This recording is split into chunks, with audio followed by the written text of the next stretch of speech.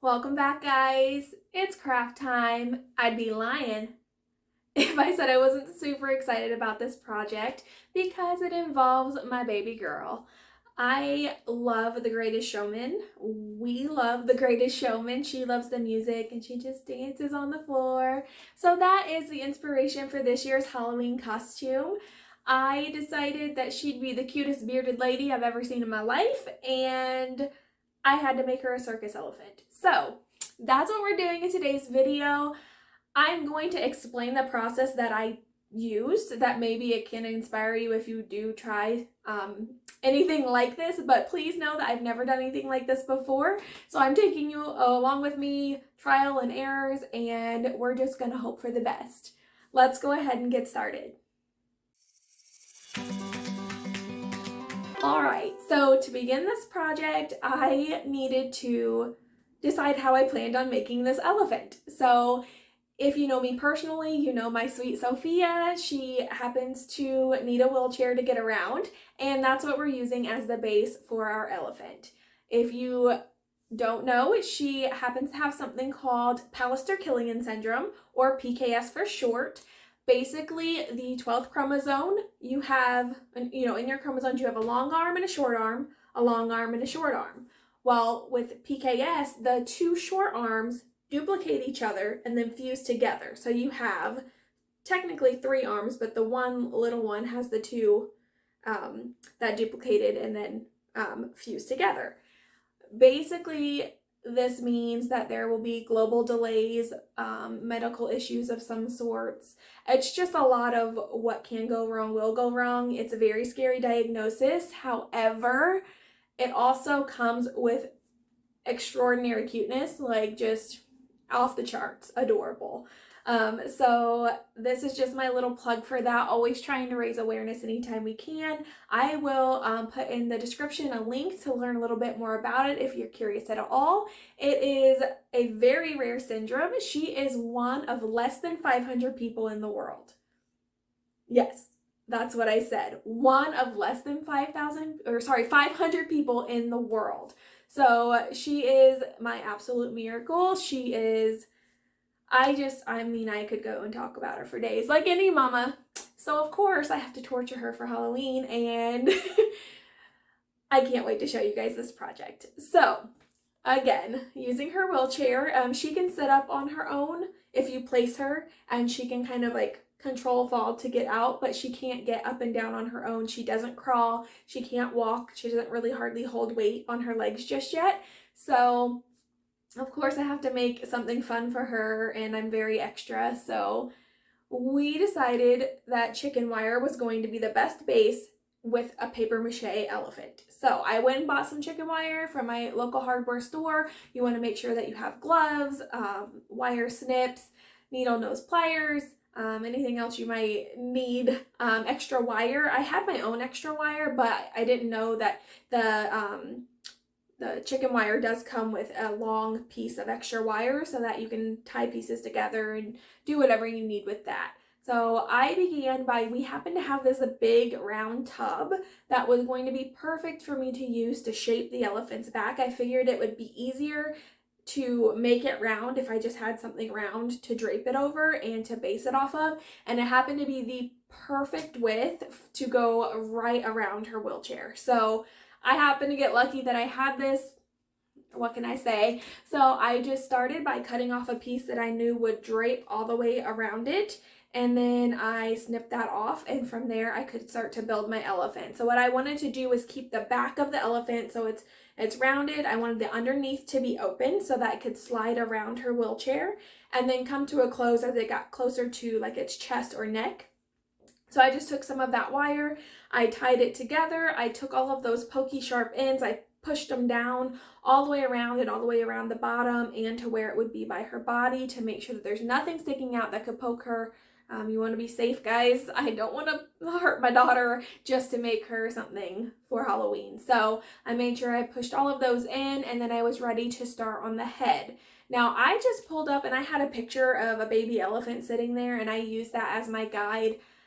I didn't measure anything. I went by the eye. It happened to work out for me. So if you aren't comfortable doing that, then, you know, try to get some measurements and do some of the math behind it. That's not really my style. I'm more of a let's just jump in and see where it leads us. So that's what I did. I just took another piece that I thought looked kind of like it would fit well, and I matched it up, and then I secured it on all 4 sides, and then I was ready to start molding it with my hand. Now chicken wire, it bends super easy, so it's not a very tough process to get it to form the way you want. In this specific project, because it was on a bucket, I don't know if you saw in the video, but I did chalk the sides of the bucket with just some pieces of 2x4 that scraps I had laying around. That way it's not rolling around on you. So I did that, but as I'm like shaping the neck and the head, I'm realizing that I need to pin the head back some because it's falling too far forward. So I just took it and pulled it backwards. I wired it to the back, that way the head's kind of tilted up a little more instead of super droopy.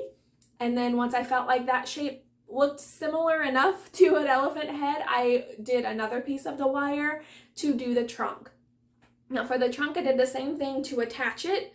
I just formed it to shape the rest of the face, and then I wanted to roll it up small and, you know, gradually get smaller, just like an elephant trunk would. But I wanted to make sure I kind of got that good shape, so I did take one of our pool noodles and put it in there just to kind of bend it down to start that. To get the wire to kind of stay smaller than instead of just unraveling. Then I pulled the pool noodle out and I slowly, just like you would like a tube of paper from the inside wire, I just kept turning it to make it smaller and smaller, and it would pull that outside stuff in tighter. And then once I got that to where I wanted it, I cinched everything down with extra pieces of wire, and then kind of just shaped the trunk to kind of gum up a little bit and then flow down, if that makes sense. You know, if you think of an elephant's nose, it has that like a little hump to where it kind of comes up and then flows down. That's what I was trying to mimic with that. I just kind of used my hands with my gloves and formed it to where I thought it looked good. It is kind of hard to see on camera. I'm very sorry about that, but it is what it is. I think it's turning out pretty good, but you had to kind of use your imagination.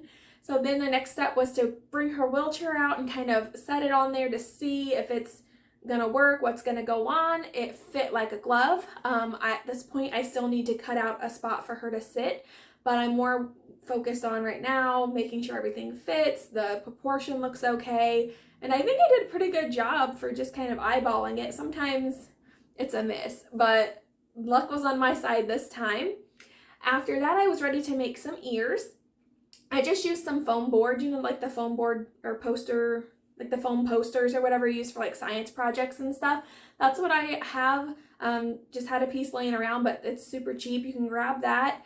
I just held up a piece to the side of the head and I just kind of free drew the size that I wanted, and then I took it down and I just kind of drew out the shape. That way I knew the proportion would look good and that the shape was going to be what I wanted. I used an X-Acto knife or a box cutter and I scored it, and then you can use that to cut all the way through, where you can try to get scissors. I just used the knife, just be very careful.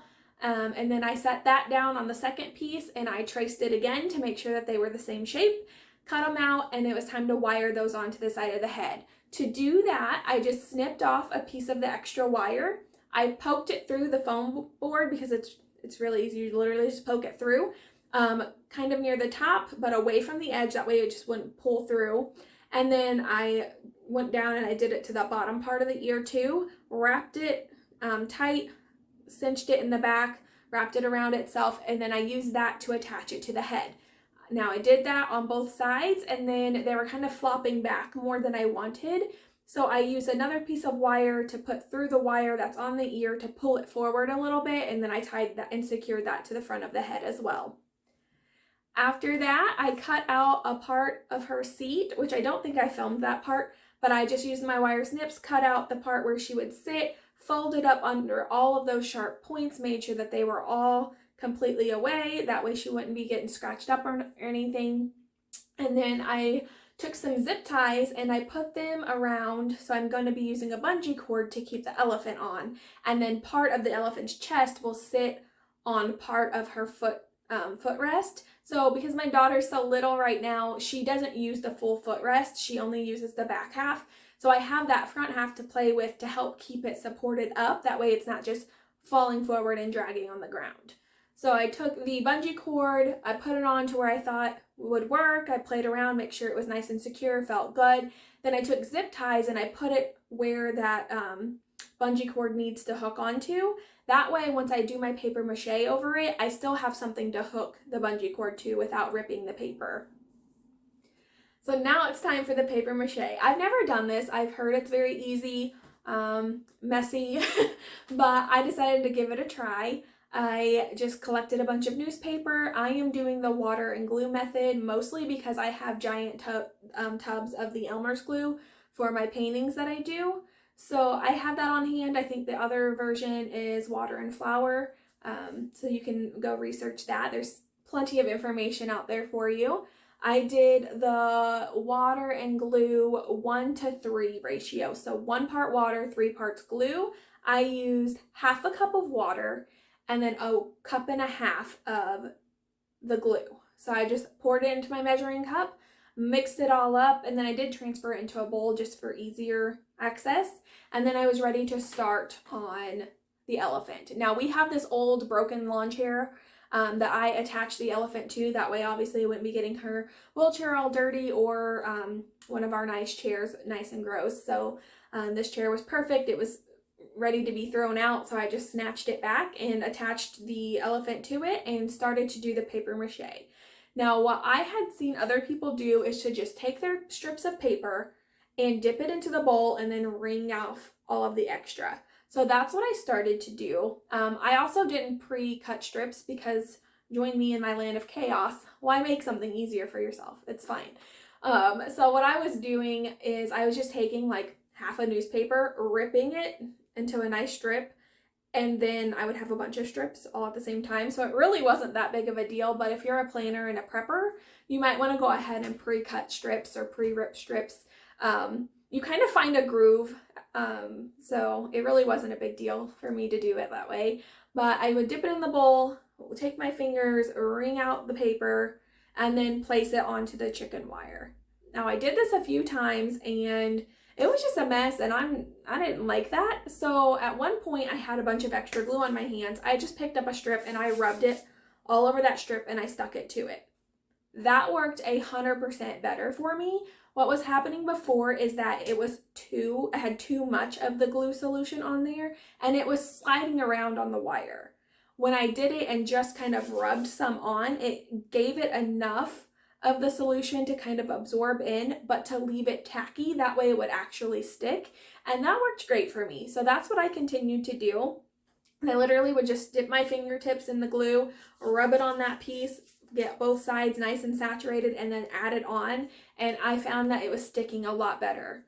So I did that for the whole thing. I did find that, the smaller strips, the more you do that, the more secure it is. I was running out of daylight, and at the back it was like bigger portions, so I did bigger patches of paper, and I found that wasn't as sturdy as I would necessarily want it to be. But I did go back with a second, not full layer, but just like spot layer, and just kind of secure up some of those spots, hit spots that maybe I didn't secure good enough the first time. Any holes or places where it didn't fully dry down, I went over those spots and I just kind of did some patchwork on it, and it ended up working great for me. So for underneath, what I would do is I would do my top portion and I'd move to a different section, and then after those pieces started not to fully dry by any means, but dried enough to where they were nice and sticky, I would take longer strips, so say this is the elephant's trunk. I would take a strip and put it over here to where it kind of was on the upside, make it go all the way around, and then tack it over here. That way it was nice and secure, and it wasn't just going to slide off, but it completed the trunk on the underneath side. And I just kind of used that method for the entire underneath of the elephant. That way I didn't have to wait to flip it over or anything. I wanted it to be one solid piece. So that's what I did. If I had any spots where it wasn't really sticking or I was scared it was going to just fall down, I would take it, and then I would take the corners of the strips of paper and then tuck them into the chicken wire and stick it to itself So, you know, say this is the wire, I would take this is the corner of the paper, and then I would just stick it down to where it tacked to the other piece of paper. And that helped a lot in keeping things in place to kind of get a base going. So that was the steps I took for that. I let it dry for probably 30 hours. I put it all on outside, and then I moved it into the garage, thankfully, because the wind, and we had a big rainstorm and it would have completely ruined the project. But I just slid it in there, left it, because you want to make sure that your layers dry completely before you move to the next step. So like I said, then I did a patchwork. I let that dry completely, and then I was ready to paint it. I have some gray exterior paint that I have left over from the graves or the tombstone video I just did. So I used that to paint up my elephant. I just kind of gave him a coat all over. Now I was struggling with whether I wanted to make it a textured paint or not, because elephants have like that really rough skin, and then with all of the strips of paper and stuff, I thought maybe the texture would hide it a little bit. But I was going back and forth, so I painted a small part without the texture on it, and I was like, no, I definitely need to do this. So I did the same as I always do. I did my paint plus baking soda. I do equal parts, so however much paint, the same amount of baking soda, mix it up really good. It just thickens it up and gives it a good texture.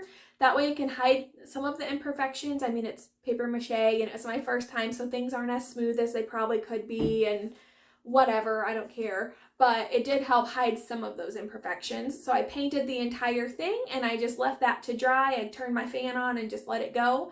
And while it was drying, I went ahead and worked on the like blanket and the little, I know it's not a bonnet, that's what it looks like, but the little headpiece for the elephant as well. I just grabbed some extra fabric that I have. You guys, I'm a craft hoarder. Of course I have fabric on hand. So I just picked whatever colors I wanted, and then I did a triangle for the head, and I took some gold fabric that I had, and I created a ruffle. So as you can see in the video, I'm literally just folding it over itself and making like a pleat.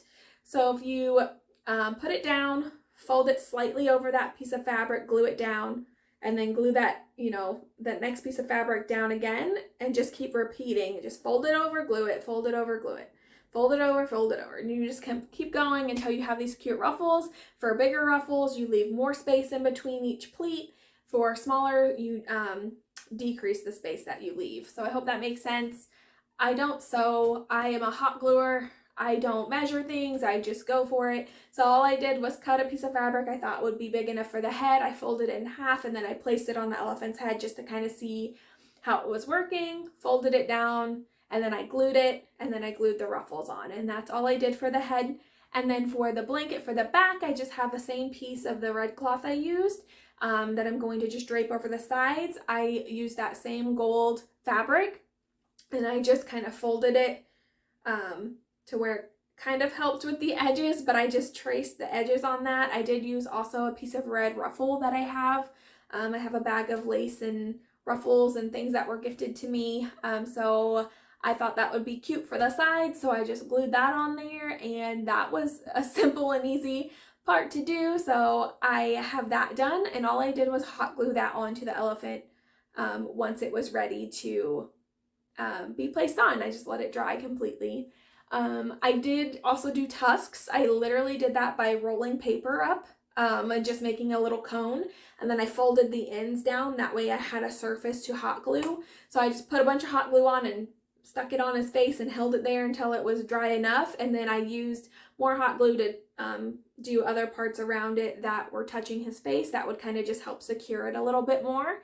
So that was pretty simple, and then I was ready to paint the face. So once he was dry, I painted on some eyes for him. You probably can't tell in the video, I did a little side for the little mouth on him, and then the little wrinkles on his trunk.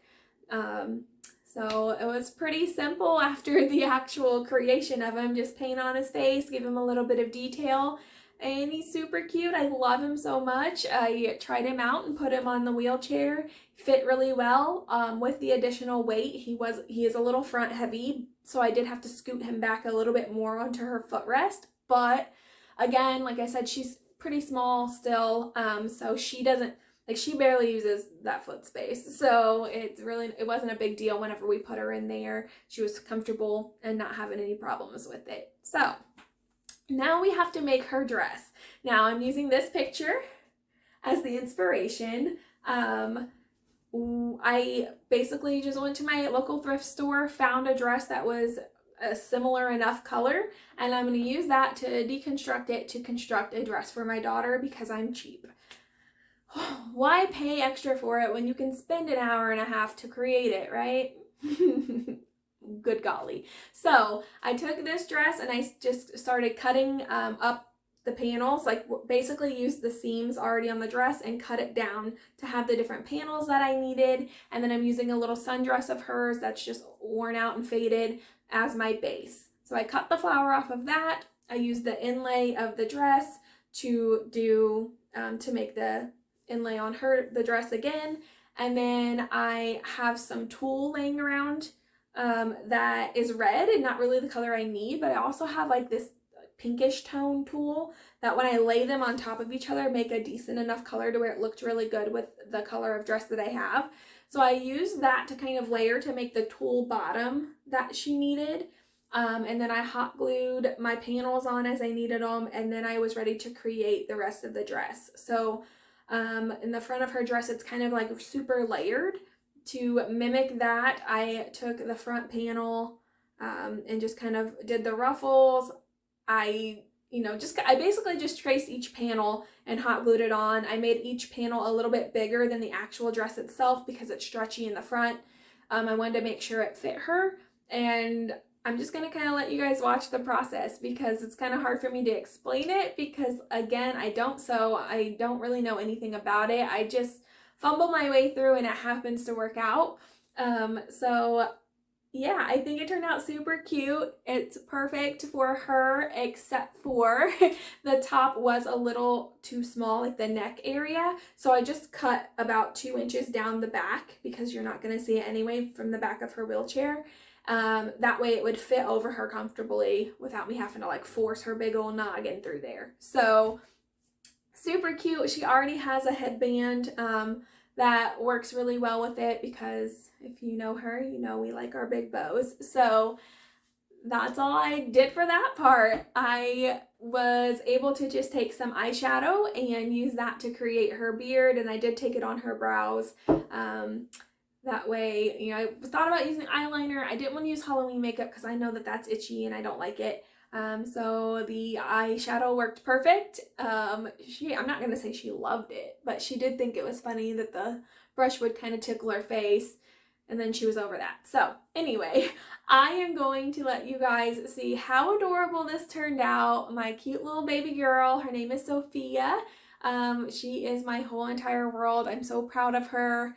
The Greatest Showman, I feel like, is the perfect representation of where the world should be right now. Just like acceptance for everybody. Everyone deserves a platform.